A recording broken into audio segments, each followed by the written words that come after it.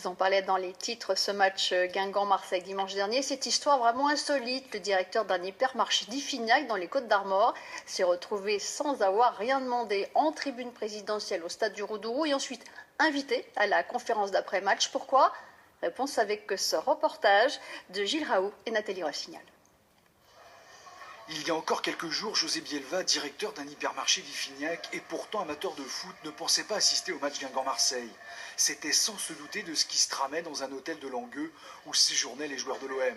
22h, veille de match, l'adjoint du coach demande au gérant s'il connaît quelqu'un qui peut traduire les propos de l'entraîneur.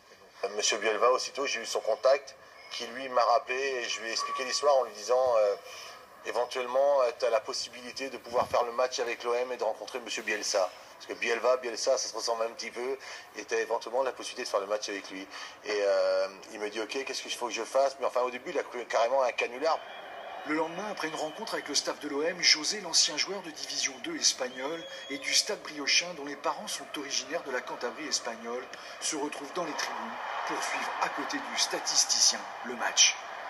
Je me sentais privilégié, quoi, parce que j'étais dans les tribunes officielles, donc j'avais un pass, donc j'allais où je voulais, quoi. En fin de compte, sauf dans les vestiaires. Alors, impression d'après-match? C'est énorme, quoi. C'est un truc, on le vit pas tous les jours, quoi. Je veux dire, c'est pas, voilà, ouais, ça a été une super expérience, une opportunité aussi, donc de le faire. Voilà, c'est énorme. Une chose est sûre, pour celui qui a un point commun avec l'entraîneur de l'OM, la discrétion, il n'en revient pas du battage médiatique que cela a provoqué, alors qu'il s'agissait juste de rendre service. L'équipe, le Figaro, RTL, Europe 1 et même le Petit Journal l'ont contacté.